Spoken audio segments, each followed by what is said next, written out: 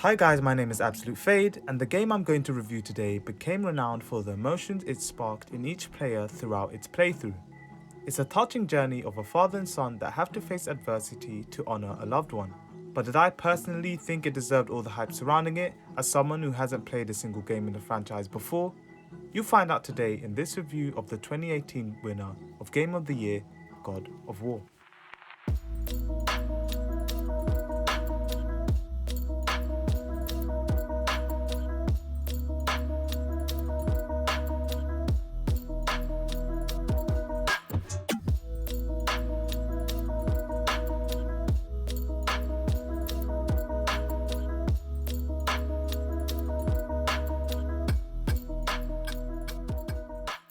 This game features Kratos, the iconic god killer from the previous God of War games, and his son Atreus, whose origins are mystery to most, including himself. The father and son duo have lost their pillar in life, Atreus' mum and Kratos' wife, and both seem unable to let her go. Before she died, she asked both of them to carry her ashes up to the highest point in all the lands, a seemingly easy task for the ghost of Sparta. However, Atreus is young, an inexperienced fighter, and is suffering from an unknown disease. Kratos tries to help the young boy acquire the skills for the journey by taking him to hunt in the woods surrounding their home, but this revealed that the boy still isn't ready. Whilst the two are arguing about whether or not Atreus is ready for the journey, a mysterious figure appears outside of the home, stating that he has been looking for Kratos. They end up fighting and Kratos nearly loses, but manages to kill this figure. Feeling that the home is no longer safe, Kratos reluctantly agrees to take Atreus on the journey to the highest point in all the realms. On this journey, they face many challenges, meet new friends and foes along the way, and learn the secret behind Atreus' powers.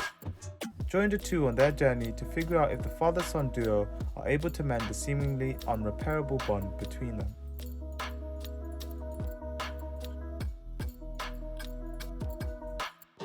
This latest installment of God of War is an action-adventure game by Santa Monica Studio, and the story is heavily based on Norse mythology, featuring many of the gods within it. Kratos and Atreus travel across the different realms such as Midgard and Muspelheim in search for the highest point in all the realms. Each of the realms' terrain is distinct in the way that it is formed, and this resulted in an absolutely stunning game with a variety of challenges that accompany these environments. Along your journey, you come across impressionable characters that help you with some of these challenges. For example, the Witch of the Woods cursed by Odin to remain in Midgard for a reason that becomes apparent later on in the game, and the Dwarven twins, Sindri and Brock, who for the majority of the game can't stand each other's workmanship, which leads to some genuinely funny dialogue. The supporting characters in this game are impactful and really helped in heightening the experience of the game. Also, I thought the voice acting in this game was incredible. Moving on to the combat system. Towards the start of the game, Kratos is armed with a weapon never before seen in the prior games, a frozen axe. Atreus is armed with a bow and arrows. This game has a weaponry system for both Kratos and Atreus, in which initially only a few combat moves are available. As you defeat bosses and gain the necessary items to upgrade the duo's weapons, you are able to access new moves that help you deal massive damage to enemies when used correctly in a combo, break through the shields of certain enemies, etc. The wide variety of moves that Kratos has access to allows for fights to feel fluid and non-repetitive, a factor that a lot of games tend to lack. You are also able to attach a light runic attack and a heavy runic attack to each weapon Kratos has, which helps Kratos deal AoE damage, short bursts of massive damage, stun enemies surrounding him, etc. I also love the fact that you can also do the same with Atreus. Atreus has runic summons that can function similarly to Kratos, and this was very helpful in fights where I had to deal with waves of enemies. As you progress in the game, you eventually gain access to Kratos' favourite weapons from his past, the Blades of Chaos. The developers made sure to make the difference between the two weapons that Kratos has be important when traversing different realms and fighting different enemies. Some enemies are unaffected by the frozen axe, but take huge damage from the fire-based Blades of Chaos, and vice versa. Each weapon also has different movesets, which results in a great fighting experience. You are able to customize Kratos and Atreus' equipment, and this was an element I really enjoyed. Atreus and Kratos both have armor in the game that they can collect from chests, drops from enemies, and the shops run by either Brock or Sindri. For Kratos, they boost some or all of the 6 stats such as strength and vitality that he has, but for Atreus, it gives him special perks like enemies choked by him or enemies knocked in the air take increased damage. The armor can be upgraded too using materials found throughout the realms. One of my favourite features of this game is the lost items section in the shop, which allows a person to access items that they forgot to collect from fights from bosses. I wish every game had this because it's so easy to forget loot if it's hidden in a cluttered environment, so I appreciate Santa Monica's studio for that. If you don't like puzzles or any environmental based challenges in the games you play, then this might not be the game for you. The frozen axe and blades of chaos are used in a variety of ways, such as to help open rooms or freeze gates in a place to give you access. You also have to do puzzles like putting certain panels in a room in order, and although I did enjoy this, I know that some people won't because they don't have the patience for that, so this is just a heads up. As you traverse the different realms in the game, you come across enemies, panels, and items that are then recorded in Atreus' codex. This is another one of my favourite features in this game. It records the information you uncover while exploring a realm for you to read.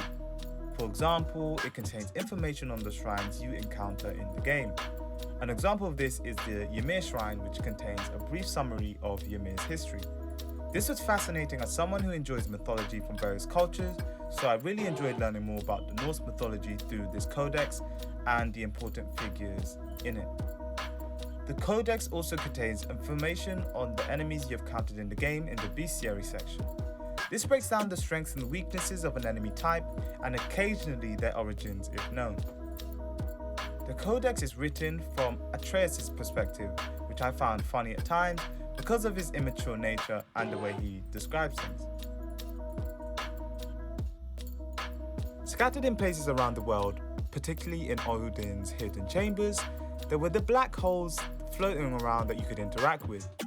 The first one I walked up to, I was expecting a nice fight and potentially, or even maybe a slightly difficult fight where, I would be low and I'd be able to fight and maybe I'd get some cool items. I was so wrong. The monsters come out of the gate and they can one-shot you, literally. After the third one throughout the game, I completely gave up. It would have been nice to have a little warning somewhere, maybe a nice little notification box in the top right corner to tell me that I'm trash, because that's what I felt like that black hole was there to do. I felt like there was absolutely no point in me trying after the third one, and I felt like the developers were behind their desks laughing at me because I was trash at the game or something. But other than this, I really have nothing else bad to say. It really is a great game. God of War is a phenomenal game and it honestly deserves all the hype. Seeing Atreus become more confident and stronger throughout the game, from the initially frail boy you see at the start of the game, is fantastic. Seeing the stern and stubborn Kratos open up about his past that he has tried to keep hidden from everyone in the realm and try to connect with his son is amazing. I would highly recommend this for anyone looking for a game that has an amazing story filled with an awesome character cast and an excellent gameplay that will challenge you from start to end.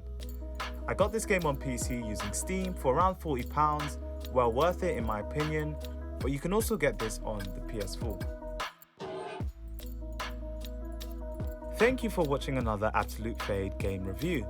If you enjoyed this video, please like, share and subscribe, and make sure to check out the rest of my videos. I also want to take this time to say a huge thank you to everyone who has taken the time to watch any of my videos, as it has basically been a year since I started. I've tried to put more videos out, but it's hard to do because of work, learning a language, etc. I appreciate every single viewer for even clicking on my videos, as this YouTube channel really is just a passion project of mine, as someone who didn't have chance to play games as good as God of War, or Kena or Sifu when I was younger. I hope that I'll be able to put out way more videos in the future, and that you will continue to join me on this journey.